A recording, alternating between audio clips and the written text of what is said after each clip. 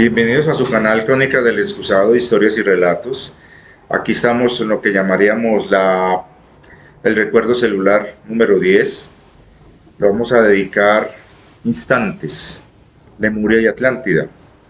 Es continuación del otro recuerdo cuando empecé a hablar ya del tema de Lemuria, ya entrándome a esto de lo que es Lemuria. Me disculparán las demoras con la publicación de los videos, he estado un poco errático con eso. Muchas personas de manera muy comprensiva me han estado apoyando con el voto de confianza de entender la situación. Hay otros que de pronto no, pero de todas maneras esto es un compartir.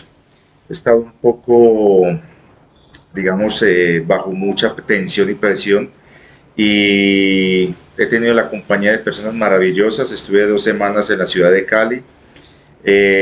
Fue muy maravilloso estar ahí compartiendo y sobre todo afinando cositas. Eh, Ahora estoy en la ciudad de Bogotá en compañía de mi querido Coraje, por ahí de estar andando Coco. Ya algunos deberán haber visto la foto en otras partes donde he publicado en Instagram, por ejemplo, o en Facebook. Normalmente Coco sube, da la vueltecita por aquí y se va. Él es el niño del coordinador de aquí del Nodo Bogotá.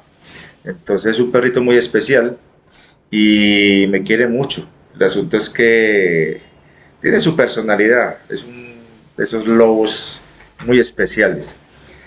Estoy bien, simplemente algo preocupado por algunas situaciones. Obviamente uno está haciendo el trabajo que hay que hacer con lo que está sucediendo a nivel mundial.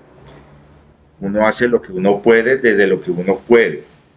Y eso suma con los otros tantos servidores y servidoras que están colaborando en el anonimato, ayudar en el plan divino en este planeta. Algunos pocos ponemos la cara como lo estoy haciendo yo, pero hay muchísimos, muchísimos más que merecen toda nuestra gratitud de lo que están haciendo ellos y ellas detrás de bambalinas.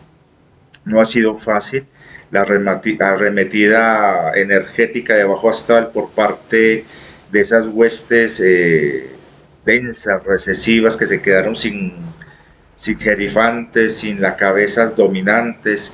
Hay que recordar que los arcontes han sido retirados casi en su totalidad, sobre todo los tres principales que estaban controlando aquí el sistema solar. Y lo que queda son lo que llamamos los sirvientes menores, que son parásitos y larvas, híbridos y humanos parasitados que siguen con su cuentico jodiendo y molestando, que lo estamos viendo por ahí, pero cada uno de ellos está siendo removido de manera quirúrgica, no es simplemente pan y ya, no, eso es una cosa compleja que lastimosamente mucha gente no ha querido entender y que en su afán terminan alimentando precisamente la supervivencia de estas entidades, como sucedió hace poquito cuando se descubrió en un sector cercano a Cali, que están aprovechando, parasitando las actividades de toma de medicinas ancestrales con grupos muy numerosos, normalmente bajo ignorancias totales, creyendo que están haciendo un bien. Lo único que están haciendo es ser parasitados y alimentar y darles un respirito más a estas entidades. Eso ya me lo confirmó mi queridísimo Juan C., el de la Supraconfederación. Muchas gracias, hermano, por comunicarte conmigo y confirmar eso que ya venía sospechando de un tiempo para acá y que algunos amigos míos, entre ellos un taita, ya estaban denunciando, pero había gente que todavía no seguía creyendo. Incluso hay personas dentro de ese grupo que estaban tomando yagé en esa finca hotel, convencidos que no, que estaban disque ayudando para salvar el mundo, sobre todo un muchacho alemán que triste, él en su mentalidad cree que está haciendo algo bien, pero sinceramente él y el curandero y el otro que estaban ahí, claramente se les identificó que están tremendamente parasitados por entidades muy oscuras que están utilizándolos para masificar este tema, y ya hay gente que está viendo que eso es real.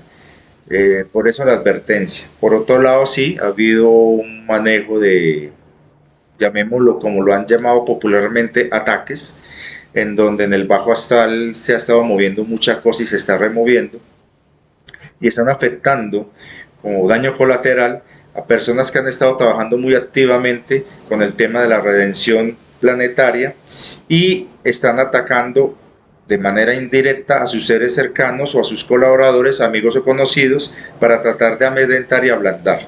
Eso es algo que ya lo reportó David, lo reportó también Bertus, lo han reportado algunos de los divulgadores que aún seguimos siendo autónomos e independientes, y mi persona no ha sido la excepción, pero evito hacer comentarios sobre ese tema. De todas maneras, sigamos con nuestro trabajo de anclaje y de autoprotección. Ahora sí, con el tema de...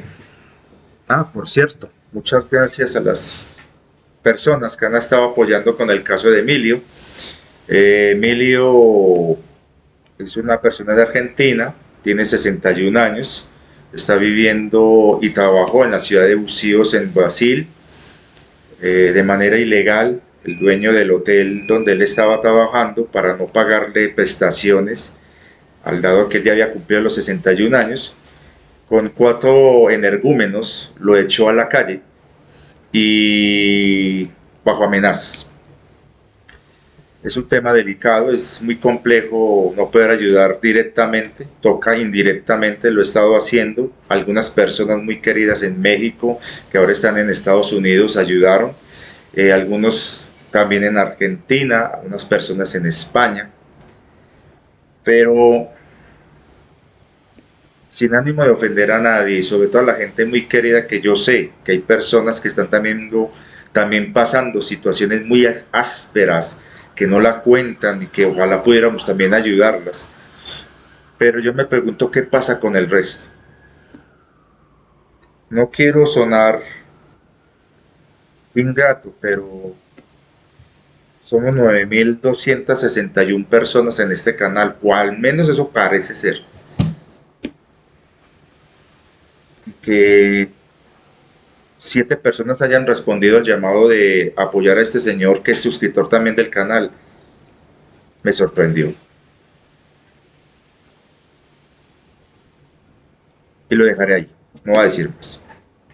De todas maneras, hoy puede ser este señor, mañana alguno de ustedes. Yo trato de ser lo más solícito para ayudar a las personas. No lo hago solamente por el canal, también lo he hecho durante años, cuando tuve un proyecto que se llamó Aires de Paz, que recibió todos los saboteos que ustedes no se pueden imaginar. En esa época no tenía el respaldo y el apoyo de lo que ahora tengo, que son ustedes, la comunidad de Crónicas. Entonces era prácticamente con las uñas, sin tener mucha divulgación por internet. Asesinaron personas que me colaboraban. Yo me vi envuelto en varios atentados en contra de mi vida. Fui declarado objetivo militar por parte de grupos irregulares acá en Colombia, por estar entregando cometas a niños de escasos recursos, enseñando a hacerlas y capacitando a jóvenes como multiplicadores y líderes sociales. Esto no ha sido fácil, como algunos de manera desgraciada trataron de hacer entender, que yo estaba manipulando a la gente a través del canal, que para enriquecerme. De todas maneras, allá ellos, ya los eliminé del canal, pero de todas maneras es fuerte. Antes de Aires de Paz tenía el proyecto Yegay, el Señor de los Bosques, y estuve muy involucrado en ese entonces, que yo practicaba la fe católica con la comunidad de algunos misioneros católicos, trabajando en algunas zonas muy difíciles de aquí del país. También mucha muerte ahí vimos, mucha pobreza, miseria, pero también solidaridad. Y a mí me llama la atención que las personas más solidarias son las que más han sufrido y saben lo que cuesta. En estos días muy indignado estaba, un personaje de esos youtubers, influencer acá en Colombia, alardeando la compra de un carro que en pesos colombianos vale 20.000 millones de pesos, sin contar los impuestos. El impuesto de rodamiento de ese carro anual es de casi 2.000 y pico millones de pesos, imagínense. ¿Cuánta gente se podría ayudar con emprendimientos, apoyar pequeños proyectos y una cantidad de cosas con lo que valió ese vehículo de este energúmeno que se puso ahí de alardear, abusando de la bondad, de la carencia de millones de personas. Porque la riqueza no aparece de la nada, se redistribuye. Entonces, cuando este tipo muestra que se compró un carro de 4.200.000 dólares, alardeando a la gente, significa que a millones de personas le quitaron una parte de sus recursos para redistribuirlos y direccionarlos, en este caso, a ese personaje. Coco, venga para acá, venga.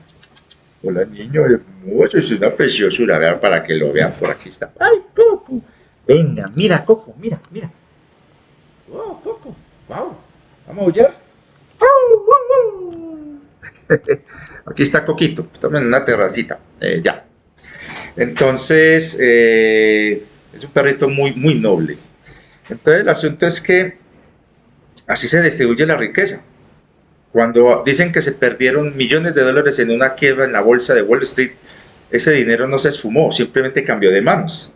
Entonces, cuando he hablado acá en el canal de mover la riqueza, de mover el dinero, hacerlo a través de nuestros autogesaras o pequeños gesaras que hagamos, es porque así hacemos que esa energía dinero se direccione hacia lo benévolo, positivo, y así le estamos restando a los recesivos la capacidad de captar y robarse ese dinero, direccionándolo a testaferros como influencers, como artistas de la farándula, que son solamente testaferros. Entonces, de esa manera manejamos la cosa. Pero lastimosamente, como se maneja el libre albedrío, no se puede forzar a la gente. Entonces es muy triste ver que este influencer se compró un vehículo de 4.200.000 dólares gracias a los aportes de sus seguidores y el comercio, según él, de criptomonedas, cosa que no creo. Pero de todas maneras, el punto es, en Colombia, las vías de Colombia, aparte de que están en mal estado, porque la corrupción aquí ha sido bárbara, vías que dizque prestaciones internacionales y con el valor que valen construir una vía en Europa, pero aquí equivaldría a una vía secundaria en España. Aquí las hacen pasar como vías de primer nivel, o las llamadas 4G, que así las llaman acá en Colombia. En realidad son vías que no están diseñadas para que un vehículo ande más de 120 kilómetros por hora. Hay muchas curvas, al punto tal, y pendientes muy altas, subidas y bajadas, y aparte de eso, son utilizadas por camiones muy pesados que para poder frenar cuando van acelerando en descenso, lo hacen con el peso de la carga, y eso hace que el pavimento forme ondas, grietas y huecos. Entonces es muy difícil andar a alta velocidad en una vía o en las vías colombianas. Aparte de eso, las ciudades tienen muy mal sistema vial, pésimo, a pesar de que los alcaldes de diferentes ciudades, como la de aquí de Bogotá, alardean diciendo que son las mejores vías. En realidad no lo son. Entonces un vehículo que desarrolla de 0 a 100 kilómetros en casi 2-3 segundos, pues, imagínense, en una vía como aquí en la ciudad de Bogotá, donde hay trancones y tacos, es un alarde estúpido y ridículo. Y no se envidia, como ese bobo está diciendo, de los que le están criticando eso. Pues podría haberse comprado un Porsche, mucho más económico, y haber hecho realmente algo por la humanidad. Pero de todas maneras, a mí lo que me llama la atención es eso, el dato. Él compra eso gracias a los aportes de sus seguidores. Aquí tenemos a un hombre que se llama Emilio, de 61 años. Fue socorrista, salvavidas, persona experta en salvamento. Tiene las mejores credenciales en salvamento en tierra y en agua, en altura incluso. Un hombre que trabajó como voluntario en la Cruz Roja Internacional en muchos desastres. Un hombre de corazón inmenso, apoyó a muchas personas. Y lo tiraron a la calle como un tapo viejo. Y aquí en este canal hicimos el llamado de ayuda. Le parte uno el corazón. Y más ahorita que me entero que una de las una pareja argentina que está tratando de ayudarlo a él, le cayó lo que llamamos aquí en Colombia la roya, o sea, le cayó una serie de dificultades muy terribles. Y es una pareja que también está ayudando a una madre de cabeza de familia con dos niños en situación de pobreza absoluta. Y es increíble cómo en Argentina hay mucha gente que a pesar de esa situación prefieren darle apoyos y dineros a Messi. Entonces, son los absurdos de este sistema de control que nos tiene totalmente engañados y hipnotizados. Pero nosotros no vamos a bajar la guardia y sobre todo nuestra vibración por esa falta de solidaridad de tantas personas a nivel mundial, que para ciertas estupideces sí hay dinero, pero para otras no. Para cosas que realmente valen la pena no la hay. Y cuesta incluso solicitar ayuda, incluso a mí tildarme de prácticamente delincuente por tratar de hacer eso. Pero bueno, dejemos la chancla ahí, porque hay algunos que incluso hasta se ofenden porque tiro chancla. Pero bueno, soy regañón. Es una cuestión muy particular en mí. Tal vez porque desde niño he tenido una inclinación muy natural a ser, o sea, extremadamente agresivo ante las injusticias. Había que verme cuando pequeño, por ejemplo, voy a contar una pequeña anécdota que me costó. Estaba en preescolar, lo que llaman jardín. Tendría yo alrededor de unos 6 añitos más o menos, 6, 7 añitos por ahí más o menos. Yo empecé a estudiar tarde a pesar de que ya sabía leer y ya escribía, pero a escondidas. Eh, Me acuerdo que había un niño negro en el grupo. Por ser negrito, lo ponían aparte de los demás niños y niñas que habían en el jardín. Y ese día el niño estaba enfermo, estaba tiritando y lloraba calladito en la parte de atrás porque le daba miedo que le pegaran, lo castigaran. Me pongo a pensar, esos millennials que viven ahora diciendo que sufren mucho porque su profesora les puso demasiada tarea. Pero en esa época nos daban con la regla y era normal. Y nadie quería atender al niño. Y yo pues me levanté de mi puesto y me fui, estaba hirviendo. Entonces lo abracé y con besitos en la frente le trataba, echándole saliva, trataba de bajarle la fiebre. Yo escucho el grito de la profesora, me separan, de castigo me sientan con las niñas, sí, así fue. Y a este niño inmediatamente lo sacan y no volvió más, o sea, lo echaron prácticamente. Y cuando llegué a la casa, mi mamá me recibió con 10 correazos, me acuerdo, 10 correazos me dio mi mamá por haber hecho eso. Ya el otro día tenía fiebre y me dio sarampión. Ay, Dios mío. Entonces uno ser solidario y tratar de ayudar a la gente, eso cuesta, eso es para valientes. Entonces, claro, obvio. Entonces, y así han sido siempre. He tratado de hacer cosas. Por ejemplo, una vez traté de salvar unas gallinitas que iban para la olla. Pero bueno, de todas maneras son anécdotas y creo que hay muchos niños en el mundo que nacen con esa vocación de querer ayudar, pero el sistema el educativo, religioso y social al final nos vuelve tan insensibles que somos 9.261 suscriptores y solamente 7 apoyaron el caso de Emilio. Falta mucho por hacer, ¿no? Y sí, fue una puya muy directa. Ay, Dios mío. Yo solamente espero que cada uno de ustedes, los que estén pasando por dificultades muy duras y que de pronto no han contado acá en el canal, encuentren la manera de salir adelante, de que sus situaciones durísimas se resuelvan, no pierdan la fe y la esperanza. La divina fuente actúa de muchas maneras, pero a la vez sufre con nosotros esas mismas situaciones a través de nosotros mismos, porque ella está experimentando es a través de nosotros. Ella experimenta todo, pero respeta el libre albedrío. Entonces, eh, depende de nosotros hacer realidad el Gesara en la tierra. Pero hay gente que prefiere depositar su creencia, su fe, a un muñequito de ojos azules, vestido violeta, llamado Disque San Germán, o entregar sus ahorros a tipos que están en la ciudad de Reno, en Estados Unidos, disque esperando en cualquier momento se dará la liberación de fondos de redención. Y así manipulan a la gente con el cuentico del Gesara, al menos el falso Gesara, porque hay un real Gesara que se va a dar en su momento, pero que depende de cada uno de nosotros. Y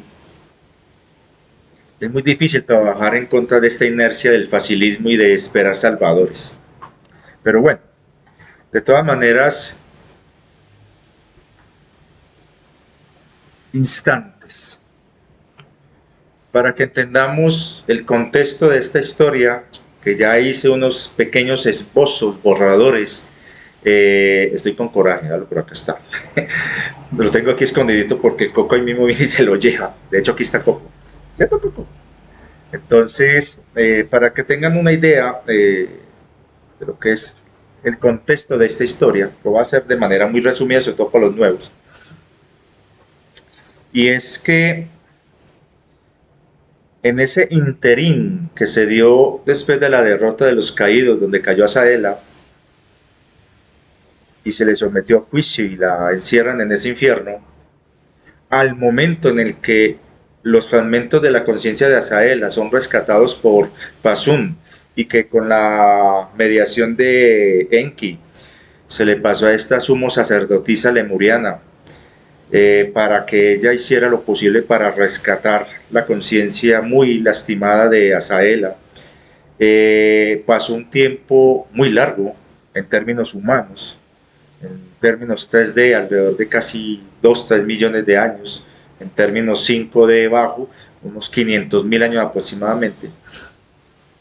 Y cuando la conciencia de, o los fragmentos, muy fragmentada conciencia de Azaela, se le deposita en la energía de esta sacerdotisa lemuriana andógena llamada Yamira, empieza un trabajo de sanarla que duró milenios y se está ubicando más o menos entre los últimos 200.000 años terrestres que conocemos como humanidad, hace aproximadamente unos 200.000 años.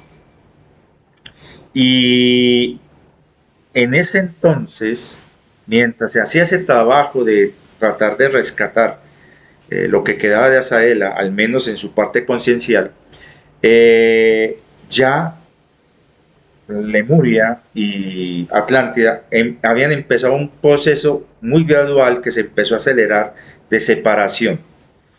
Durante mucho tiempo, ellos estuvieron al margen y prácticamente independientes de las guerras del cielo que ellos llamaban de los señores del cielo. Primero la guerra que hubo contra los caídos y luego la cuarta guerra civil y la última definitiva que se daría entre los Anunas y Anunnakis y entre las facciones enlitas y enquitas. En ese periodo, en ese tiempo, Atlántida se empieza a consolidar como una potencia militar, tecnológica, que empieza, digamos, a aportar, beneficiándose a costas del conflicto de los señores del cielo, aportar tecnologías y recibir tecnologías, y empieza a consolidarse como una nación muy poderosa, a diferencia de los lemurianos, que si bien habían desarrollado tecnologías y también tenían conocimientos militares, para ellos no era prioridad lo militar. Se dedicaron más a lo espiritual y a lo meditativo, desde el punto de vista de meditar las cosas, de fortalecer la conciencia y su contacto y conocimiento con relación a la tierra, a los elementales y a los elementos del agua en lagunas y ríos, y se enfocan más en eso. Va a ser un un gran reino matriarcal. Las grandes sumos sacerdotisas andrógenas eran las grandes reinas, y la gran emperatriz, que era supuestamente descendiente del gran linaje de la reina Maut, del antiguo y ya desaparecido reino de Mu. Entonces, en ese contexto, la Tierra ya, todavía la Tierra evidenciaba cicatrices de esa gran guerra que se dio en los cielos y luego en algunos lugares del planeta, en las batallas finales entre los caídos y la coalición Anuna, Draco, Orionan, de Orión, en contra de los caídos y de aquellos que apoyaron a los caídos. Y en ese proceso, la Tierra estaba ya recuperándose, pero todavía presentaba heridas. Había todavía mucha actividad volcánica, había zonas con grandes desequilibrios de temperatura, zonas que estaban sufriendo lo que llamamos inviernos nucleares, lo que llaman las glaciaciones. Había mucha fractura en algunas zonas de la Tierra donde había mucha actividad volcánica, o sea, la Tierra apenas se estaba recuperando, y la guerra civil entre Anunas y Anunnakis estaba apenas expandiéndose en los territorios primero exteriores, y hacia finales se va a desarrollar otra vez en la Tierra. Mientras tanto, en ese interín, Atlántida se va a dedicar más a lo tecnológico, a lo que tiene que ver con la experimentación y el trabajo genético, a la investigación de mejoramiento de la calidad de vida de los atlantes, y a recuperar y a tratar de reconstruir muchas zonas que fueron afectadas por el conflicto anterior, y que al no haber, digamos, gente dominando esos territorios, o sea, reyes o algo así de las élites Anunnakis, ellos empiezan a apoderarse de esos territorios y lo van anexionando a su imperio. Y hay un periodo en el que ese descuido de los señores del cielo lo aprovechan los atlantes. Los lemurianos, en cambio, al estar más al margen, evitaron involucrarse en esos conflictos o en esos procesos de expansión, y se dedicaban más al comercio y a la construcción de naves, sobre todo barcos. Y a pesar de que estaban en la tierra, ellos tenían territorios en las zonas costeras y construían barcos que eran muy apetecidos por muchos pueblos no atlantes, pero que comerciaban también con los atlantes y querían competir también con los atlantes en lo que tenía que ver con el control de los mares. Y eso era un negocio muy lucrativo para los lemurianos. Entonces, en ese orden de ideas, Lemuria era una sociedad de un esquema político dominado por las matriarcales, las matriciales, y las reinas eran como las súbditas de la gran emperatriz, y esas reinas eran las grandes señoras feudales, llamémoslo así. Era un sistema muy similar al sistema feudal, pero no con las imperfecciones del sistema feudal que conocemos de la historia reciente terrestre, y eran reinos muy equilibrados, muy armónicos, en donde había una real preocupación por la naturaleza y por el bienestar de todos los miembros de la comunidad lemuriana. También empezaron a recibir colonos, refugiados y personas de origen atlante que no estaban de acuerdo con lo que se estaba empezando ya a formar en esa Atlántida de aquel entonces, donde la Atlántida en ese entonces era un sistema ya patriarcal, pero los reyes atlantes eran elegidos por las reinas. Originalmente las reinas atlantes eran de origen lemuriano, que habían decidido abandonar el componente masculino de su androginia y reforzar su componente femenino, y se convierten en reinas, en alianzas que en ese entonces, cuando Atlántida y Lemuria eran hermanas, eran naciones hermanas, no tenían conflictos todavía, era habitual que los grandes reyes confiaran, los grandes señores atlantes confiaran en la sabiduría de las reinas lemurianas, que adoptaban la nacionalidad, digámoslo así, atlante, y se volvieron leales a las casas atlantes. Con el tiempo, esas mujeres, esas reinas, también se fueron distanciando de las grandes matriarcas lemurianas, y entran en ese juego de roles de poder de la nobleza atlante que empieza a construir un sistema social piramidal, jerárquico, muy similar a lo que veían de los señores del cielo. En cambio, los lemurianos tenían un sistema social político muy horizontal, con cierto nivel escalar, con una especie de mini pirámide en donde la parte mayoritaria era todo el pueblo lemuriano y había un pequeño escalón por encima que eran las grandes sacerdotisas, y encima había un pequeñito escaloncito más pequeño que era la nobleza que le servía a la gran matriarca, a la gran emperatriz lemuriana. Pero era un sistema donde había mucho movimiento entre niveles, por lo tanto no había discriminaciones y exclusiones visibles. Cosa muy diferente en la Atlántida, que ya empezaba a generarse diferencias en los diferentes estratos sociales, y algunos que no estaban de acuerdo con eso y que estaban más inclinados a la poesía, al arte, se iban a Lemuria. Y eso había uniones muy hermosas. Eso es lo que vamos a hablar aquí, por ejemplo, de cómo eran los matrimonios entre las familias lemurianas y atlantes, cuando todavía eran hermanitos, cuando todavía no habían roces entre ellos. Entonces fue un proceso muy interesante porque en parte los atlantes van aprendiendo la construcción de naves, de barcos, de los lemurianos, y luego perfeccionan eso y lo van desarrollando y enfocando hacia la tecnología espacial, aeroespacial. En Lemuria había tecnología también aeroespacial, pero no era tanto para comerciar con las colonias que todavía existían allá afuera, y más que todo era para diversión y disfrute y de paseo. Entonces era muy particular que el diseño de las naves en la zona lemuriana fuera muy orgánico, muy de naves en cierta manera vivas, con formas y figuras de animales e insectos.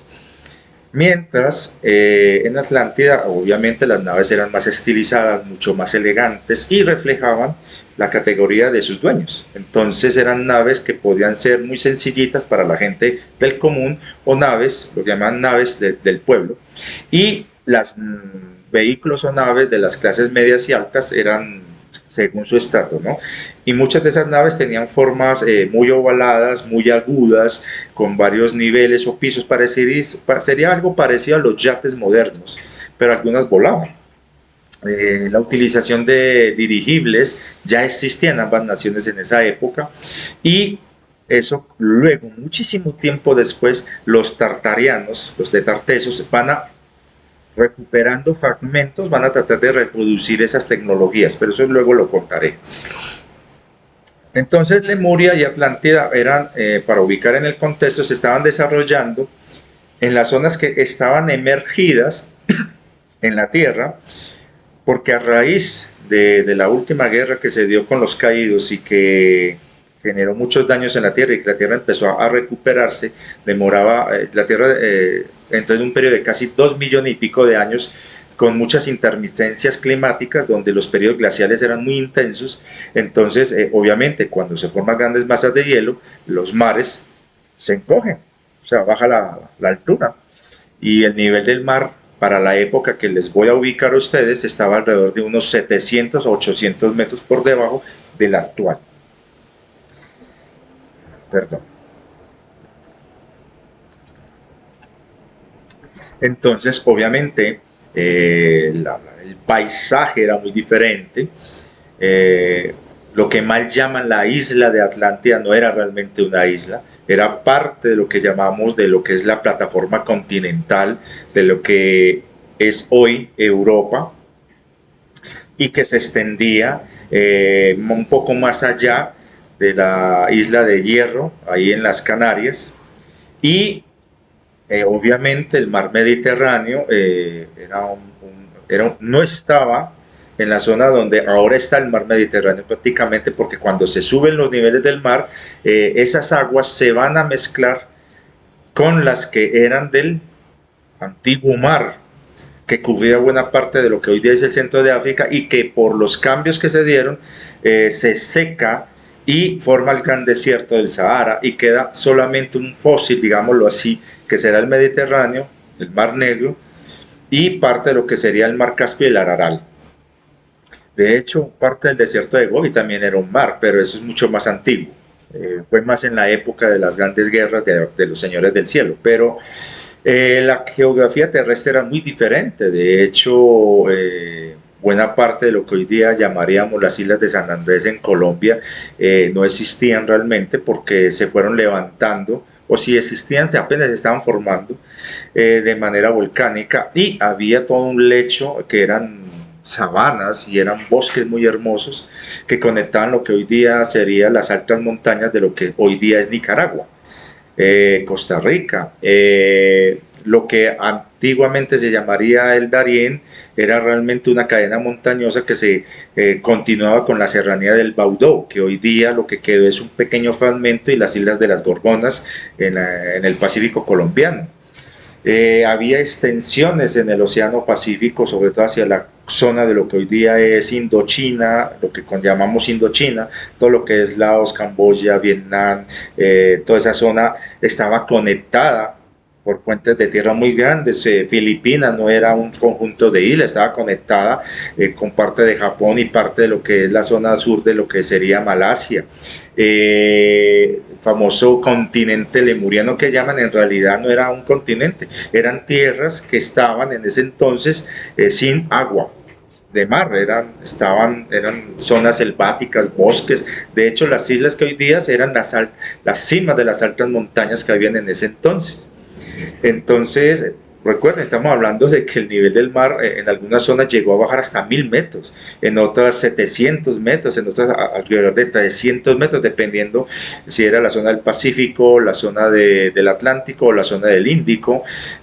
La zona ártica, por ejemplo, las zonas emergidas de lo que es Groenlandia, estaban conectadas realmente con lo que era Canadá, Islandia y parte de las tierras firmes, digamos, si las llamamos así, de lo que era el círculo ártico. De hecho, las 4 grandes islas que en muchos mapas aparecían de lo que era el Ártico, en esa época eran territorios conectados con Siberia y con Canadá, y eran emergidos, no estaban bajo el agua. En esa zona fue mucho más notorio la disminución del agua porque los casquetes polares en muchas de esas zonas, el casquete del Ártico estaba muy grande, muy grande. Había lo que llamamos la Gran Muralla, que dentro del imaginario colectivo es lo que está alimentando ahora el cuentico ese de los terraplanistas, pero en ese entonces era una separación entre los grandes territorios de esa zona del norte que estaban conectados con las otras tierras, que ya hay algunos divulgadores que están hablando de eso y que ya están confirmando lo que aquí ya lo hemos dicho en otros videos: la Tierra es más grande de lo que nos han contado. Entonces, obviamente las tierras emergidas eran más extensas que lo que hoy día se veía, por la cuestión de que los mares estaban más bajos por los grandes casquetes que se habían formado a consecuencia de los grandes conflictos que se habían dado y que habían alterado toda la dinámica terrestre a nivel de clima, lo que llamaríamos inviernos nucleares o glaciaciones. Entonces, fue una época donde, por ejemplo, lo que es Irak, hacia su desembocadura, hacia donde está hoy día Dubái, seguía más para abajo. De hecho, el Golfo Pérsico no existía. En alguna parte, bajo centenares de metros de cieno del Golfo Pérsico, está el famoso Edén bíblico, donde desembocaba realmente el Tigris y el Éufrates. La desembocadura de aquel entonces del Tigris y el Éufrates era espectacular porque bajaba de las altas montañas, que hoy día es toda esa meseta de Irán e Irak, pero antes eran las altas montañas, y bajaba en escalones, formando cascadas bellísimas que luego desembocaban en lo que hoy día sería el Océano Índico, pero mucho más allá. Es más, parte de la narrativa de las historias védicas de la India hablan de un reino donde estaba formado por cascadas, cataratas. Creo que es en el Ramayana o en el Bhagavad Gita, no me acuerdo bien en cuál de los dos. Hablan de un reino que estaba al occidente, que formaba grandes cascadas. Está hablando de la antigua desembocadura del Tigris y el Éufrates. Y hablaba de los grandes reinos de la gran reina Inamun, Inanna, y de Enki, de los territorios bajo dominio de Enki y Enlil, allá en esa zona. Europa era mucho más extensa, Italia, Sicilia, Córcega, Grecia, los Balcanes estaban conectadas por valles y cañones y llanuras y planicies muy hermosas, lo mismo que Rodas, Creta, Malta, todas esas islas eran realmente picos montañosos que son relatados en las antiguas historias posteriores de las aventuras de Hércules o del Minotauro y todas las vainas, pero eso ya está bajo el agua. Por eso es que se están haciendo descubrimientos muy interesantes en esa zona. Pero en esa época eso era, habían carreteras, autopistas, había sistemas, habían ciudades enormes, ciudades de más de 100.000, 200.000 habitantes, como por ejemplo Balatepe ahí en Turquía. Esa ciudad se construye sobre los restos de otra ciudad que se construye sobre los restos de las que antaño tenían un gran comercio con el mar interior, que hoy día lo que queda sería el Mar Negro, el Mar Caspio, el Araral. Y lo que hay sepultado bajo esas zonas, bajo centenares de metros de depósitos de barro y detritus, de las grandes inundaciones que se dieron en todo el planeta cuando los casquetes polares se retiraron, sobre todo después de la gran última guerra que se dio entre los Anunas y Anunnakis, en donde todo el planeta se vio afectado, derritiéndose por las grandes explosiones termonucleares que se dieron, se derritieron grandes masas de hielo que hoy día explica las grandes concentraciones de deuterio en los mares, lo que llaman el agua pesada, que está en este momento en el fondo oceánico. Son restos de esa, digamos, contaminación radiactiva, de esa gran guerra entre los Anunas y Anunnakis, que ha sido descrita en el Bhagavad Gita, porque en el Ramayana, yo ahí me confundo un poco, no sé si es al revés, si es el Ramayana o el Bhagavad Gita, pero en una narran la guerra contra los caídos y en el otro narran la guerra entre los Anunas y Anunnakis, entre hermanos. No sé cuál es, yo creo que es el Bhagavad Gita el que habla de la guerra entre los hermanos, que en realidad están hablando de la guerra entre Anunas y Anunnakis, que son pueblos hermanos, y sobre todo el conflicto interno que había entre los Anunnakis, Enlitas y Enkitas. Enlil se había inclinado a defender los intereses del pueblo de su padre, los Anunas, mientras Enki decidió apoyar, digamos, a su proyecto en la tierra, en la zona de lo que hoy día es el Extremo Oriente, y forma parte de la facción Anunnaki, pero él en parte no tiene sentimientos encontrados ahí, por eso es que él es muy ambivalente en torno a quién apoyaba en ese entonces. Fue muy complejo, pero el punto es que esa última guerra, que fue muy larga y terriblemente devastadora, llevó prácticamente a un retroceso evolutivo a toda la humanidad y a todas las civilizaciones que habían en la superficie de la Tierra, algunas que eran flotantes. Hay algo que no sé si haber contado acá. Habían pueblos que vivían en la estratosfera, tenían ciudades flotantes que estaban conectadas con ascensores de riel. Y eran colonias, algunas eran de Orión, otras eran de Sirio, y estaban ahí. Incluso cuando la guerra entre Anunas y Anunnakis en su guerra civil se extiende hacia Marte, allá le dan el golpe de gracia a Marte y muchos sobrevivientes de Marte se vienen para la Tierra y lastimosamente su destino será fatal porque continuarán con las guerras aquí en la Tierra.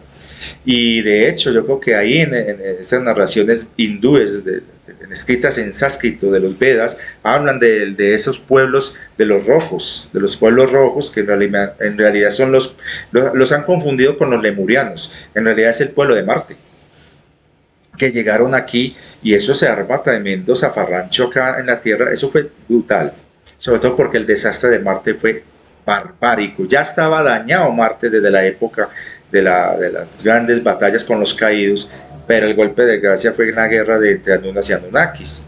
De hecho, la Tierra en ese entonces tenía tres lunas, la, la que todos conocemos, estaba más cerquita, y dos que eran fragmentos de lo que fuera Tiamat y Satien. Eso fue destruido en esa época, uno de los fragmentos grandes cayó en el Océano Pacífico que devastó totalmente los reinos lemurianos con grandes tsunamis y terremotos y grandes actividades volcánicas. En parte se vio afectado a Atlántida, pero no tanto. Un fragmento sería el famoso cometa que hablan las historias atlantes, que los atlantes le piden colaboración a los lemurianos para poder desviar ese cometa, pero los lemurianos se niegan. Eso yo creo que ya lo conté y creo que en la saga de Vertus también la cuentan. Yo cuento una versión, Vertus cuenta otra. Los lemurianos se niegan porque los lemurianos no olvidan que los atlantes en cierta manera no hicieron lo suyo para ayudar a los pueblos lemurianos, y ciertamente se aprovecharon de la desgracia de los pueblos lemurianos para expandir el territorio atlante. Entonces los lemurianos, esa fue una de las verdaderas razones de por qué los lemurianos se niegan a apoyar a los atlantes, y claro, ese fragmento va a caer en toda la capital madre de Atlántida, que los restos de eso lo estamos viendo por los lados de entre Gibraltar, Melilla y Ceuta, hacia lo que llaman el Ojo del Sahara.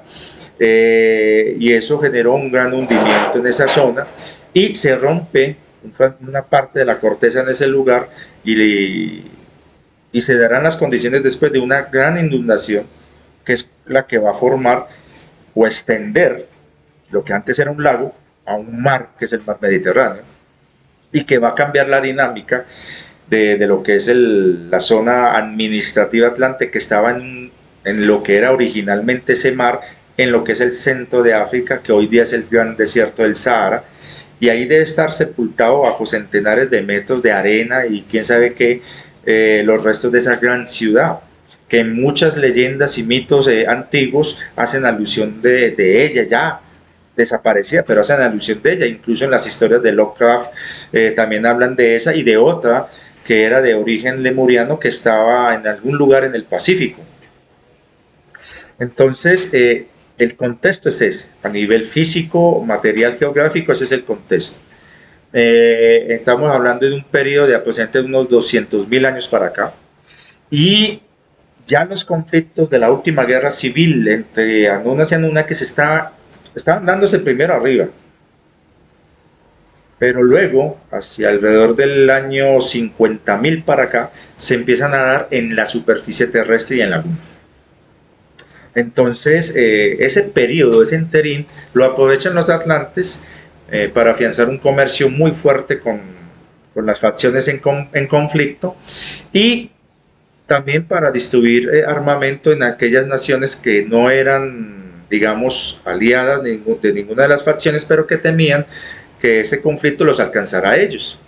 Y eso al final se volvería contra los mismos atlantes. Los lemurianos era un sistema matriarcal, mientras los atlantes era un sistema patriarcal.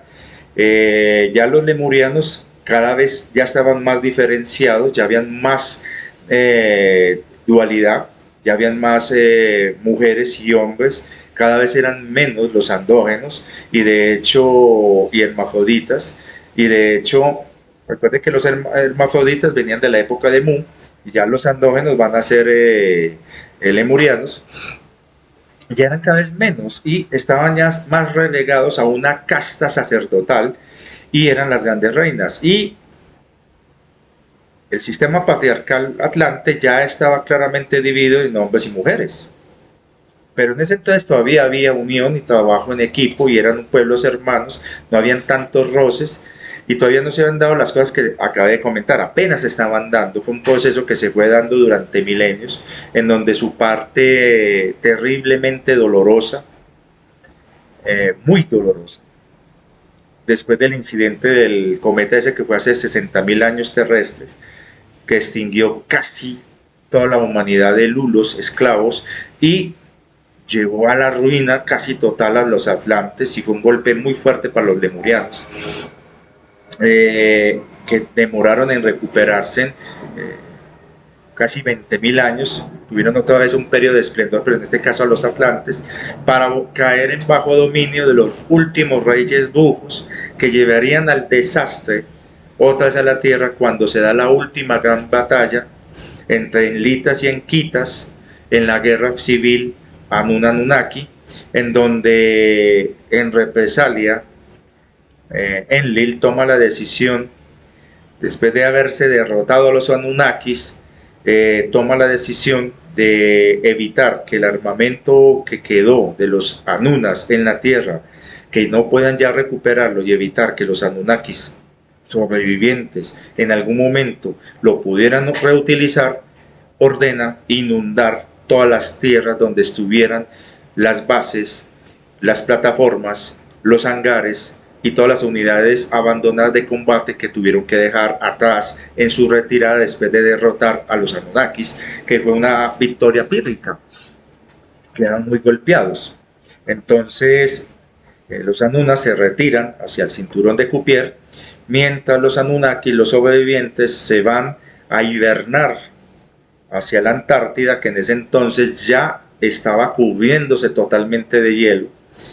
Había una parte de Atlántida que sí, que era la zona de hielos muy enorme, pero había una parte que era de grandes bosques bellísimos. Si ustedes hubieran visto la espectacularidad de los bosques, sabanas, jardines que habían en Antártida, que era la joya, digamos, la zona de retiro de la alta nobleza atlante, que allí estaba una de las últimas plataformas, digamos, neutrales de aeroespaciales, en donde los seres que conservaban todavía un convenio de acuerdo de comercio con los Anunas y con atlantes y lemurianos, bajaban por esa zona. Ese era el puerto. Era un puerto espectacular. Eran domos gigantescos donde atracaban las naves más o menos a 30.000 metros de altura, 30 kilómetros de altura.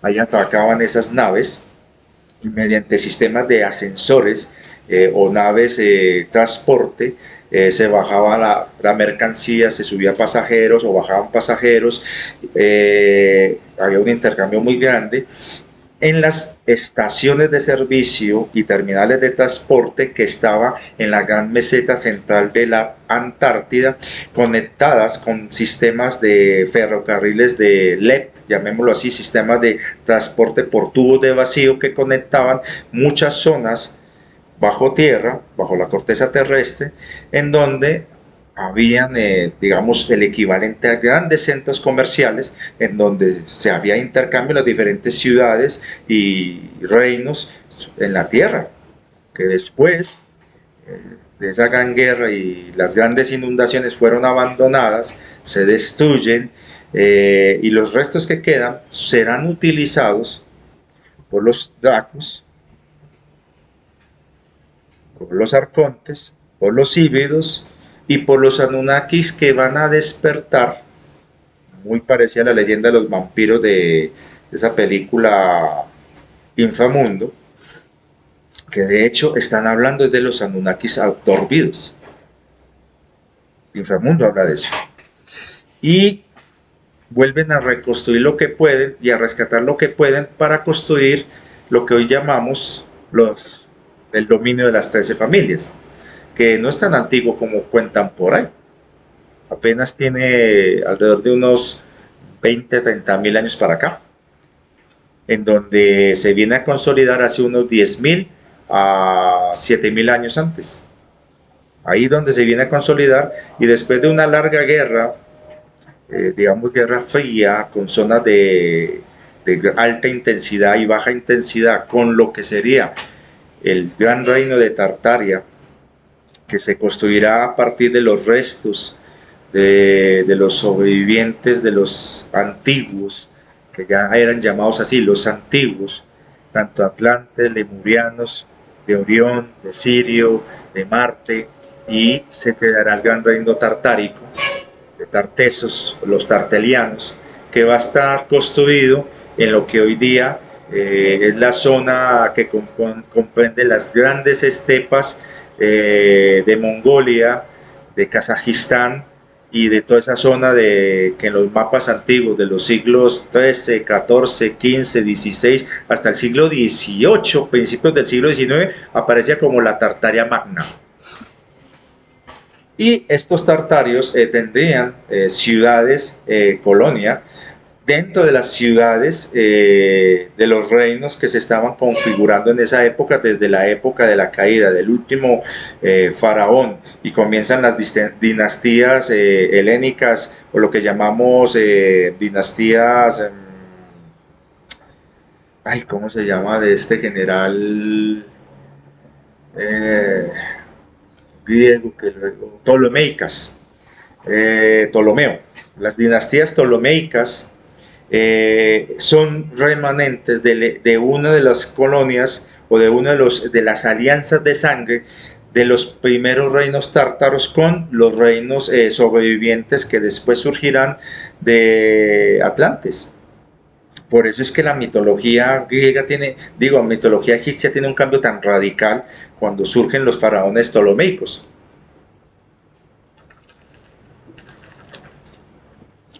Y es una época que recoge los restos de la guerra de Troya, que es mucho más antigua de lo que se comenta. La guerra de Troya en realidad fue el último enfrentamiento entre enlitas y enquitas, para que sepan, acá en la tierra, y tuvo proporciones épicas. Y que con el paso del tiempo, en la memoria colectiva de sobrevivientes, se siguió repitiendo en una serie de pequeñas batallas hasta la que es contada y narrada en la Ilíada. Pero de todas maneras eso es mucho más antiguo. Y de hecho, la verdadera Troya original no estaba realmente ahí donde la encontraron este señor en el siglo XIX, perdón, y luego hace recientemente. Esa es una de las Troyas, pero la original apenas están excavando esa zona. Ahí por la zona entre Turquía y... ¿Cómo se llama esto? Turquía y... Ay, se me fue. Turquía y Líbano. Por esa zona estaba la original Troya. Que uno de los vestigios es Valdec, que era un antiguo puerto aeroespacial. De todas maneras, ese es el contexto, listo. Cuando aparece la conciencia de Azael tan fragmentada en el voluntario, que en este caso era la gran sacerdotisa Yamira, que era reina de un feudo de ese entonces, de Lemuria, transcurrirán muchos años hasta que el componente masculino de Yamira ya decide trascender y cede un fragmentico de su alma para que la conciencia de Azaela tenga en dónde afianzarse y poderse estructurar. Cuando ya el componente femenino del alma de Yamira, no es que fueran dos almas, es una sola alma que está, un componente masculino y un componente femenino. El componente masculino decide trascender, cede una partecita para Azaela, por eso que Azaela después será hombre, hasta llegar a donde estoy yo aquí. Y Yamira, cuando ya siente que debe trascender, que cumplió su misión en la tierra, decide donar el cuerpo de ella a ese fragmentico que ya había tomado forma gracias a la conciencia de Azaela, que ya se había logrado sanar en buena parte, pero estaba sin memoria, y así fue también por decisión de Enki, que ya no recordara, y le dona ese cuerpo a Azaela, y a partir de ese momento Azaela se va a llamar Yamira, y va a tener facciones masculinas, a pesar de tener un cuerpo femenino, y ya cuando es, digamos, asesinada, porque Azaela en ese cuerpo, en Yamira, es descubierta y ordenan asesinarla. Y la presentan ante los señores del destino, los arcontes, que muy curiosos ven que este serafín, esta serafina, que ya no tiene, no se sabe dónde está su corazón, su espíritu, no se sabe dónde está su cuerpo, se dan cuenta que se adhirió a un fragmento de alma y les dio una pista para ver cómo podían manipular y controlar o infiltrarse entre nosotros, unas por otras. Lastimosamente fue así, pero no fue culpa de Azaela, fueron las circunstancias y quizás eso permitiría después poder atrapar a los mismos arcontes y poder hacer el proceso de limpia que se está haciendo. Porque quedaron tan aferrados a nosotros, a los humanos, que ya se pueden remover sus huellas energéticas. Entonces, en ese momento, cuando a Azaela le ceden ese fragmentico de alma por parte de la parte masculina de Yamira, y luego Yamira le cede el cuerpo, ya la conciencia con ese fragmentico que se llama Yamira tiene noción de identidad. Soy Yamira.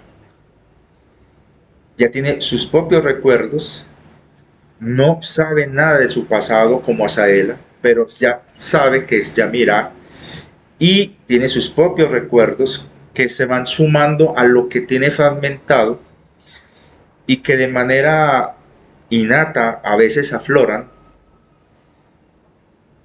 Y para ese entonces, hace 78.000 años terrestres, toma conciencia en su primera encarnación este personaje que están viendo acá.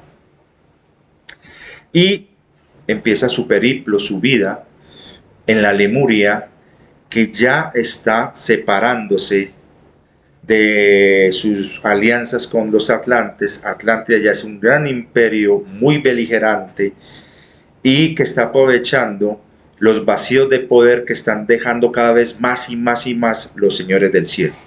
Por lo tanto, lo que voy a contar a partir de los siguientes videos de la saga de Yamira y de lo que han sido las reencarnaciones de este personaje, que es los recuerdos celular, se va a ubicar de 78.000 años para acá.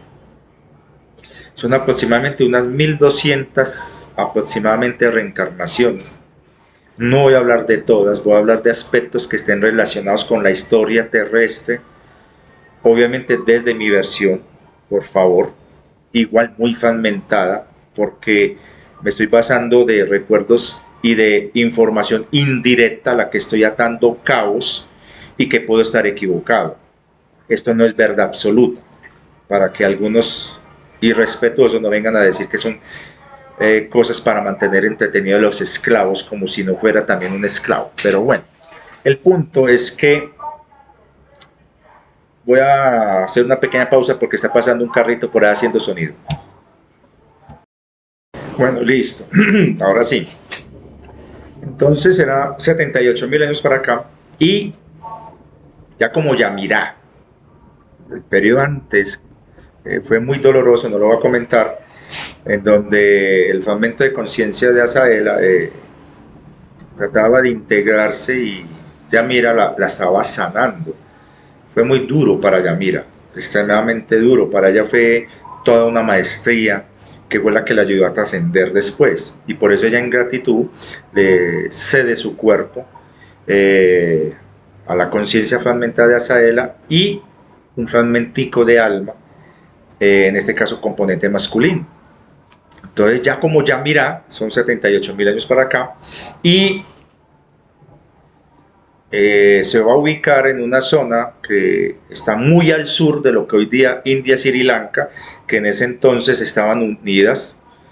Acuerden que el nivel del mar estaba muy por debajo de lo que hoy día es, y había una serie de penínsulas que hoy día están sumergidas y hay unos pequeños promontorios que son cimas de lo que fueran en ese entonces grandes montañas y que hoy día son islas.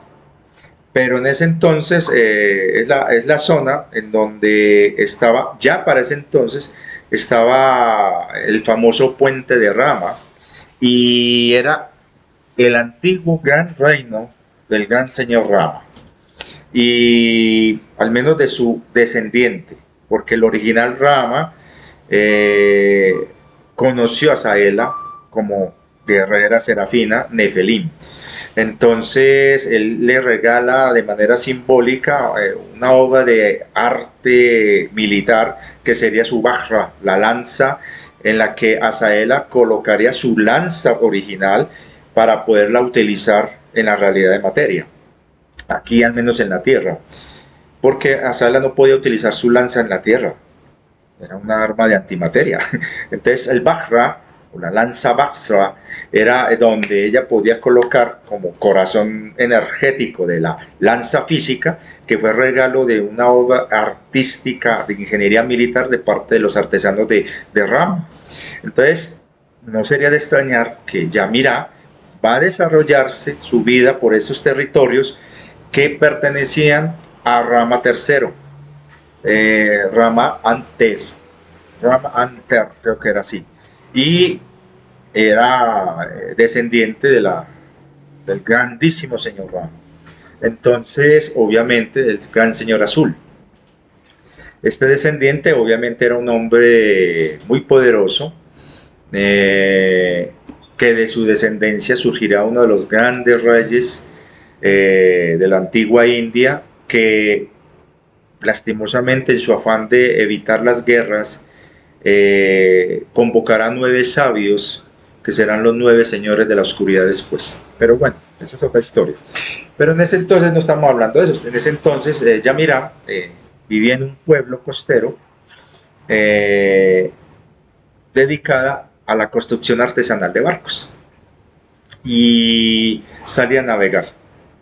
Era rasgos femeninos, pero ya tenía comportamiento muy masculino y a pesar de tener facciones todavía muy hermosas, no era realmente su verdadera imagen porque era el cuerpo de Yamira. Entonces ella, obviamente por la actividad física y todo eso, fue desarrollando un cuerpo musculoso, cuerpo grande y cada vez era más masculina. En esa época ella no tuvo hijos, adoptó una niña, Yayusa. Pero bueno, eso es otra historia que luego contaré. Pero el punto es que Yamirá empieza a construir barcos. Es un recuerdo que tiene muy perdido de algo que ya no sabe de dónde viene. Pero tiene una afinidad para construir barcos y sobre todo darle una forma muy particular que le recordaba algo, pero no sabía qué era. Y era la forma de Avara Kiram. Entonces eran catamaranes muy hermosos con un cuerpo central unidos de una manera muy hermosa, elegante, muy sensual, con los soportes laterales, y tenía una forma como de gota afilada, y parecía una hoja, que cuando navegaba era espectacular. Había una característica muy hermosa en los barcos lemurianos. Como los lemurianos en sí mismos eran grandes artesanos y artistas, les encantaba todo lo que fuera música. Hay que tener en cuenta un detalle que se me está olvidando y que creo que lo mencioné un poquito por ahí, no sé. Los atlantes desarrollan tecnologías basadas en el control del agua. Los lemurianos desarrollan tecnologías basadas en el control de la tierra. Pero es que hoy día es muy difícil encontrar ruinas o vestigios arqueológicos de estas dos grandes civilizaciones. Y lo que medio se encuentra desde el periodo ya tardío, que sería el reciente de esta humanidad, pero de la época de la gran decadencia, así de simple, que son un remedio lejano de lo que fue realmente las grandes obras, tanto lemurianas y atlantes.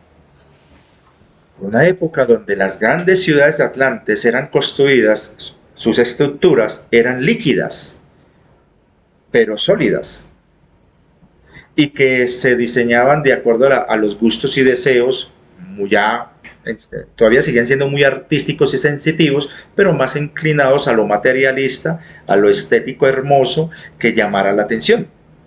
Entonces imaginen esas construcciones atlantes, habían ciudades submarinas bajo el agua en las que simplemente era modificar la estructura molecular del agua circundante y se formaban estructuras donde había aire, eran secas y era un espectáculo. No sé, hay algunas películas de caricaturas de Disney, originales de las de antaño, que hablan de la ciudad Atlantis, creo que así se llama, que era submarina, algo así, y creo que incluso en la saga de Star Wars, creo que en la capítulo 1 o 2, muestran las ciudades submarinas, pero es un eco de lo que realmente eran las ciudades Atlantes. Obviamente eran iluminadísimas. Creo que en la película Aquaman hablan de eso, pero eso que muestran en la película Aquaman es la parte ya tardía. Nada que ver con el esplendor de las grandes ciudades atlantes originales. Incluso habían ciudades líquidas flotantes. Eso era una belleza. Todo lo que hubiera humedad y agua era dominio atlante. Pero por respeto a sus hermanos lemurianos, respetaban las fuentes de agua de los ríos y de los lagos. Pero todo lo que fuera mares y océanos, dominio atlante. Ya después en las guerras entre lemurianos y atlantes, muchas ciudades lemurianas que tenían sus lagos o que tenían sus ríos, la destrucción llegó por ahí. Pero bueno, el punto es que en ese entonces las tecnologías de Atlantes eran a base de agua y eran estructuras espectaculares, resonantes, iridiscentes y luminosas, mientras las lemurianas eran estructuras a base de tierra, de roca, que a voluntad podían construir lo que quisieran simplemente mediante cantos y formas de frecuencia especiales que también las tenían los atlantes, mediante sonidos especiales, reordenaron las estructuras moleculares de la roca y se formaban edificios y estructuras bellísimas, a veces acompañadas con agua, porque eso era fundamental también para los lemurianos, los nacimientos de agua. Todo lo que sea nacimientos de agua es de corte lemuriano. Entonces era muy bellísimo.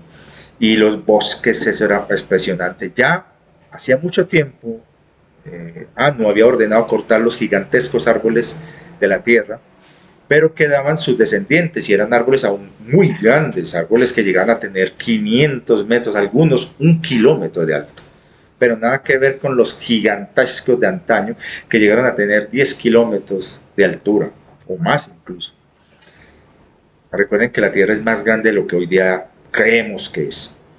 Y en ese entonces no había las barreras que limitaron y aislaron la zona de exclusión y cuarentena que estaba. Pero en ese entonces era muy hermoso el comercio que había con las otras regiones del planeta y los bosques eran fundamentales. Y había bosques donde habían autopistas hechas con las ramas de los árboles en las que usted podía conducir, si se puede llamar así, conducir días enteros sin tocar tierra, simplemente cruzando árboles, cruzando extensiones enormes de tierra. Y habían ríos mucho más enormes. Hoy día se sabe que el río Congo y el río Amazonas eran un solo río. Entonces imagínense cómo eran esas fuentes, las cascadas de la época, los grandes lagos. La famosa dama del lago, en cierta manera, porque maneja la espada, en realidad es un espíritu atlante que quedó atrapado en lo que se llama las aguas lemurianas, pero de todas maneras esa es otra historia muy hermosa, sobre todo porque Arturo no era Arturo, era Arturia, pero las historias medievales influenciadas por el cristianismo y el patriarcado la convierten en un nombre, Arturo, pero en realidad era Arturia. Pero bueno, el asunto es que en esa época era un pueblito costero en donde que era el reino de Yamira originalmente, pero cuando Yamira toma conciencia de lo que es ella, independiente ya de Yamira, que ya se había ido, Yamira renuncia al título de reina de ese feudo y decide ser simplemente una ciudadana más trabajando la construcción de barcos y la pesca. Obviamente el pueblo al principio aceptaron la renuncia de Yamira como su reina, pero cuando empezaron los conflictos ya con corsarios de origen atlante que trabajaban a nombre de los atlantes, eran mestizos, eran mezclados de otros pueblos, pero tenían sangre atlante, trabajaban al servicio de los atlantes, pero hacían el trabajo sucio. Esos corsarios, cuando empezaron a asolar pueblos e islas costeras, Yamira, por alguna razón, empezó a recordar en un incidente donde ella estaba de pesca con una flotica de pescadores de su pueblo. Hubo un ataque de corsarios y eran pescadores, no tenían armas.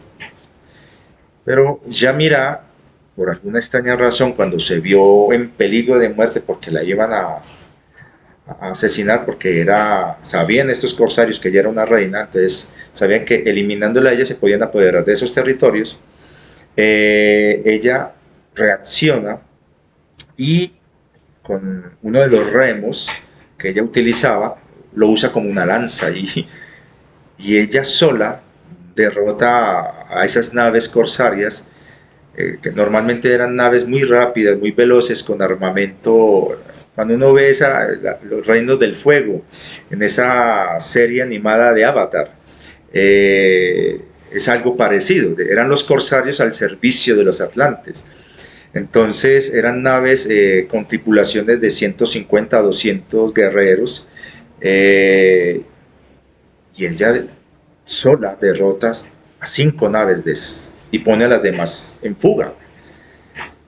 Y ella captura, porque no elimina a todos, pero captura buena parte de estos marinos corsarios, y en algo que hace que se empiece a crear una fama de ser una guerrera extremadamente cruel. Ella, sin pensar, los ejecuta a los sobrevivientes, de una, pa, pa, pa, todos los ejecuta. Y ella se sorprende después y se aterra a lo que hizo, y por eso es que ella renuncia a su título de reina, porque se cree que es indigna, porque derramó sangre. Y no quería ser más reina. Entonces su pueblo, a raíz de eso, a pesar de que los había salvado de un ataque corsario, les pareció horroroso lo que ella hizo después al ejecutar a los prisioneros, porque los lemurianos los habían soltado, pero ella no. Por algún extraño recuerdo que ella no sabía de dónde venía. Y ante eso, ya horrorizada por lo que hizo, decide renunciar a su título de reina. Entonces una senescal, perdón, toma el control del pueblo, y ella empieza a trabajar alejada de todos porque le temen, la respetan, pero le temen, y ella siente temor también de poder lastimar a su gente, y ellos los quiere mucho, los ama mucho, pero algo en ese momento, cuando empezó a luchar, algo se le encendió que no se le volvería a pagar nunca más, o al menos por mucho tiempo. Entonces ella decidió, hoy día, un remanente de eso se regañó, da chancla, pero en ese entonces era muy diferente. Entonces ella, ante ese incidente, ella decide más bien aislarse y va a vivir en una caleta, alejada del centro urbano, que para llegar ahí, o hay que caminar un camino muy escabroso por un acantilado que ahora está bajo las aguas, o ir navegando, pero poder atracar en el pequeño puerto que ella había construido para su barco y estar en su casa, requería una pericia impresionante. El que lo intentara, si no sabía llegar ahí, se estrellaba contra las rocas y los corales y chao, se hundía. Entonces ella vivía sola y tenía una mascota, una especie de tigre de Bengala. De ahí viene su afinidad con Pomponio. Pero era otro recuerdo, porque ella recordaba algo que tenía que ver con un felino. Y cuando ella encuentra en una de sus caminatas, a veces le encantaba ir a los bosques, le gustaba abrazar los árboles o acostarse a dormir en las zonas frescas de los follajes, encontró un cachorro abandonado, de un pequeño tigrecito, y ella lo adopta desde ese entonces y va a ser su compañero de aventuras y de viajes. Y sin darse cuenta, ella lo que hace es coger a su guardián y protector, que se va a encarnar en esa pequeña mascota, que va a ser ese gran tigre felino de origen urumata, que hoy día tiene un nombre muy tierno llamado Pomponio, pero por ahí publique su nombre, Urumajai. Pero bueno, el asunto es que eh, ella es una mujer que, bueno, ya un hombre prácticamente que vive solitaria. Después de ese incidente se distancia. Antes era muy querida porque era muy buena administradora del reino y ayudaba mucho en las faenas agrícolas, ayudaba en la pesca, ella contribuía con la pesca para su pueblo, participaba porque como su cuerpo recordaba danzar y era una característica de las sacerdotisas reinas, danzar, bailar a su pueblo para traer las buenas cosechas, las lluvias, las energías de los devas y toda esa vaina de los elementales. Entonces, obvio, ella teniendo un cuerpo de una antigua sacerdotisa, de lo que era Yamira, obvio, ella tenía una facilidad y además le recordaba una memoria que no sabía de dónde venía, y es que como a Saela, como Serafina, a ella le encantaba también danzar. Entonces, claro, a ella le queda facilísimo bailar. Entonces, admiraban mucho las danzas de Yamira y sobre todo de Yamira después. Pero cuando ocurre ese triste incidente, ella se aísla, sigue pescando, sigue contribuyendo a su pueblo con su cuota de pescado y se convierte en guardiana de las costas solamente de su reino. Lo que pasa en otros lugares ella nada que ver, solamente lo que pasa ahí. Y entonces ella navegaba y a veces navegaba más allá de los límites donde llegaban los demás barcos lemurianos y se adentraba en los territorios de las aguas atlantes para darles a entender a ellos, aquí estoy. Pero es que se fue convirtiendo en una guerrera temida por parte de los atlantes y empezaron a buscar la manera de eliminarla. Y es así que fue por boca de los atlantes que los señores del cielo, sobre todo los que tienen la alianza con los arcontes, descubren que posiblemente su sospecha de que Azaela era esa Yamirá. Entonces, como temían y no sabían cuánto poder tenía ella, deciden utilizar indirectamente a los atlantes para eliminar a Yamirá. Pero eso luego lo contaré. Por ahora, lo que hacía Yamirá, los lemurianos tenían la costumbre de que sus construcciones y sus obras, por ejemplo, si eran edificios, casas, teatros, lo que fuera, cantaran con el viento, con el fluir del agua, tuvieran formas muy armónicas, extremadamente hermosas, coloridas y muy funcionales para el ocio, a diferencia de las construcciones muy prácticas de los atlantes, que también emitían sonidos, colores, bellísimo, eso era un espectáculo. Las naves atlantes eran muy elegantes, pero las lemurianas tenían formas muy bellas y tenían una funcionalidad también práctica. La construcción de un barco lemuriano o de una nave aérea lemuriana aprovechaba todo, y es algo que después los atlantes van a utilizar también, aprovechaban todo lo que hubiese del entorno natural para generar energía, sin utilizar combustibles. Entonces eran naves que tenían unos sistemas de resonadores magnéticos que se activaban mediante estimulación vibratoria y que mediante una frecuencia de encendido empezaron a funcionar hasta que se les apagaba, digámoslo así, el interruptor con otra frecuencia. Entonces, por ejemplo, si eran vehículos terrestres, utilizaban la vibración del suelo o la resistencia del aire para generar esas ondas energéticas que alimentaban ese sistema de resonancias que eran el motor y ayudaban a propulsar esos vehículos mediante sistemas de, por ejemplo, si eran en tierra, vehículos terrestres, mediante propulsión de plasma y de vapor. En el agua, los barcos, se diseñaba el casco para que el roce con las olas, con el agua, generara una vibración específica que generaba una resonancia muy particular a una frecuencia específica que alimentaba, de acuerdo al tamaño del navío, un motor que activaba los sistemas de propelentes o de propulsión de hélices para navegar. Y a la vez diseñaban un sistema de velas que aprovechaba mediante un sistema de escamas, por decirlo de una manera que se parezca, escamas, parecía escamas de pescado, que empezaban a resonar con el viento, a generar una vibración que alimentaban a través de los mástiles un sistema de bobinado que giraba y alimentaba los sistemas de engranaje que hacían mover las hélices. Y cuando no se quería utilizar las hélices, simplemente se desconectaba el interruptor y se navegaba a vela. Y eso generaba sonido con unas notas específicas y era hermosísimo porque a veces esas notas identificaban la familia de los maestros artesanos que habían construido el barco.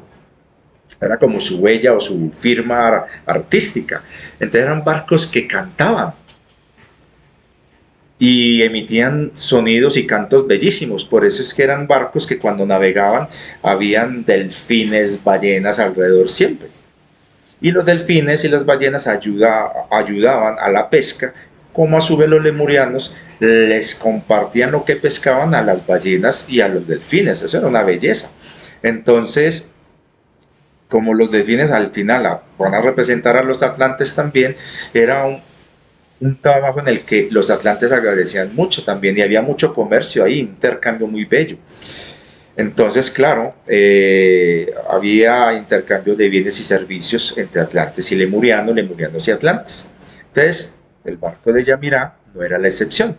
Fue un barco que ella diseñó en una serie de plaquetas que generaban un sonido muy particular, grave, profundo, muy noble, imponente, digno de la categoría, digamos, de una reina, en este caso es de Yamira, y sus velas emitían un silbido similar al canto de los pájaros.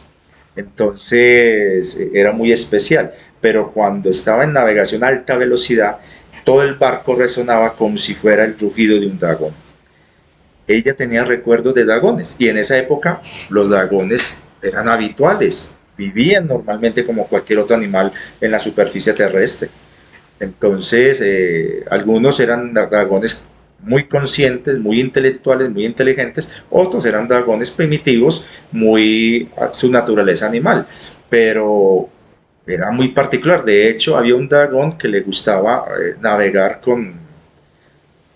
junto al barco de volar, junto al barco de Yamirá, y era un dragón de agua. Y eso era una cosa muy bonita. Entonces ella construye su barco con una forma muy particular que representa, por ahí llegó un amigo, ¡ay, cabello tan bello, hermano! ¿Qué más, hermano? ¿Bien? Eso está bien. Aquí ya terminando el video, maestro. Saluda a la gente, caballero, venga para acá, para que conozcan aquí a mi querido Eduardín, el papá de Coco. Placer. Bien, ahí está para que sepan. Gracias, hermano. Chao. Entonces, en ese orden de ideas, ella construye el barco que parece una hoja, tiene una forma cóncava, que le recuerda algo, que es la forma superior de la nave de Abaraquirán, pero la hace inversa, con una quilla muy elegante, con una proa que tiene la forma como de unas alas. Ella no sabe de dónde viene, pero le recuerda algunos monumentos que ya en esa época existían dedicados a los antiguos dioses que fueron prohibidos, pero que en algunos templos yacían algunas imágenes ocultas de los antiguos serafines. Entonces ella, por alguna extraña razón, le había construido en la proa una serie de formas de madera, porque los barcos eran construidos en madera. Cuando un árbol decidía, digamos, trascender, donaba su madera, su cuerpo, para ser tallada y trabajada, porque así continuaba y se perpetuaba su esencia. Era una belleza eso, allí nada se desperdiciaba y había mucho respeto. La muerte no era algo como hoy día la conocemos. Y en ese entonces el atrapamiento álmico ya estaba sucediendo, pero nadie lo sabía todavía y nadie sospechaba de ello. Entonces, cuando construía el barco, ella le hace como una especie de un juego de 6 alas que abrazan la quilla, que parece una hoja invertida, que se abre Y una de esas alas, el medio, va a formar la unión del catamarán de los dos anexos que tiene a cada lado. Y de la parte trasera, la parte de la popa, donde sale el timón y donde están los propelentes, va a salir como si fuese una cabellera muy hermosa que va a proteger las hélices y va a darle una silueta muy especial, como si fuera extendida las manos hacia atrás, para aprovechar las estelas de las olas para generar un efecto de no resistencia para que la nave pueda avanzar muchísimo más rápido y no afecte la velocidad. Y es un espectáculo ese barco, sinceramente, lo que ella hizo ahí.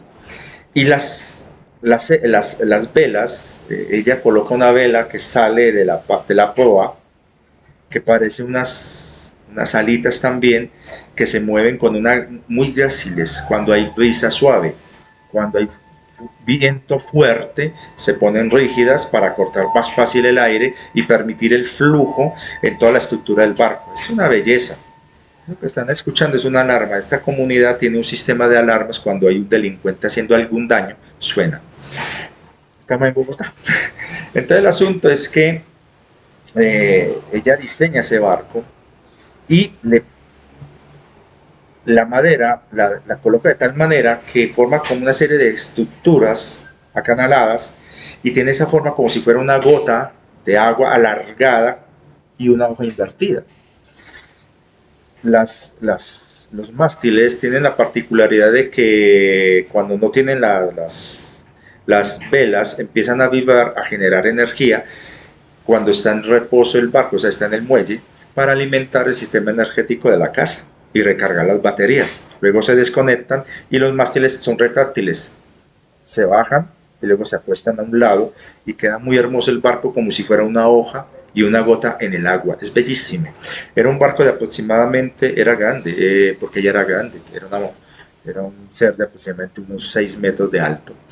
Y estamos hablando de un barco de aproximadamente unos 50 metros de eslora y por ahí unos 10, 12 metros, 13 metros de manga y alrededor de unos 8 metros a 10 metros de alto en su estructura y estaba con dos catamaranes a los lados y era una estructura bellísima que cuando navegaba se elevaba sobre las olas y las acariciaba ligeramente cuando estaban activadas las velas. Cuando las velas no estaban activadas, navegaba casi sumergido, parecía casi un submarinito navegando en el agua y tenía una particularidad, era un diseño muy especial que había ideado Azaela, pues allá mira, y lo van a utilizar otros barcos, sobre todo los Atlantes luego, que por un sistema de estructura se formaba una especie de cúpula encima de cristal líquido para navegar bajo el agua. Era una berraquera, entonces tenía esa transparencia de ver lo que había alrededor. Y ya mira, le encantaba navegar, sobre todo en tormentas, le fascinaban las tormentas y navegaba en medio de esos mares furiosos cuando se levantaban esas olas y ella era feliz remontando y surfeando esas olas gigantescas, esas montañas de agua. Ella era extremadamente feliz ahí y muy relajada. Y el canto del barco era un rugido poderosísimo que evocaba como un gran dragón, un gran felino o algo así, y se escuchaba a kilómetros de distancia. Y era una manera de decirle a los corsarios, por aquí estoy. Entonces ella empieza a tomar ya características de guerrera. Entonces, cuando ella empieza a danzar, empieza a recordar ciertas cosas, ciertos movimientos, y ella empieza a recordar que hay algo que es de ella, que está oculto en algún sitio, y le da por empezar a navegar, y empieza la aventura de ella con su cachorro tigre, a navegar buscando algo que la está llamando. Mientras tanto, ella misma, con una madera muy especial y con roca de coral, y con rocas volcánicas hace su propia lanza. Una lanza terrible y poderosa y muy fuerte, era capaz de romper el casco de una nave atlante. Y ella empieza a construir esa arma, pero hay algo que le está diciendo, busca la tuya. y ella no sabía de dónde venía esa información, y empieza a buscar a Bahra, su lanza, pero no sabe, y eso la va a llevar a introducirse en lo que en aquel entonces era un inmensísimo río, el Indo, que hoy uno de sus pequeños restos es el Ganges. Entonces ella se introduce en las tierras, aguas adentro con su barco, a buscar algo que la llama, es Bahra, su lanza. Dejamos ahí el inicio de la historia de Yamirá, para que lo puedan asimilar y disfrutar. Y trataremos que sea una historia donde voy a tratar de contar cosas bien especiales, voy a omitir ciertas cosas dolorosas, y como hice también con la saga de Asaela, voy a omitir cosas muy duras, y trataré de encaminar un paralelismo entre lo que era la vida de Yamirá hasta su primera muerte asesinada por esbirros de los arcontes, y cuando empieza ella su ciclo de reencarnaciones ya como un hombre, pasando por todas las razas de la Tierra. Y paralelo, contando qué pasaba desde esa óptica muy fragmentada de lo que pasaba con los señores del cielo, hasta la caída de los Anunnakis y el gran diluvio, o mal llamado diluvio, del mítico 12.500. Porque de ahí para acá me es difícil reunir recuerdos, muy difícil. De hecho, es muy complicado. Hago un esfuerzo acá, va a haber muchos vacíos, muchas huellas, muchos vacíos históricos, va a haber muchas cosas que de pronto no van a coincidir con la narrativa de otros divulgadores. Pues, como lo digo, es desde mi perspectiva. Muchas gracias a ustedes, gracias por estar apoyando el canal, los que lo quieren apoyar. Nada cuesta hacer esto. A los que me están apoyando por PayPal, muchas gracias. A los que me están colaborando con Emilio, muchísimas gracias. Y bueno, lo que se está viniendo son cosas muy fuertes. No voy a alimentar el primado negativo ni el miedo. Simplemente les digo, mantengan su vibración alta y manténganse fuertes, neutros y vibrando alto. La mejor protección es el amor. Muchas gracias. Se despide Coraje, por ahí se fue Coco. Y que tengan un feliz día, una feliz noche, donde quiera que estén. Un abrazo cósmico.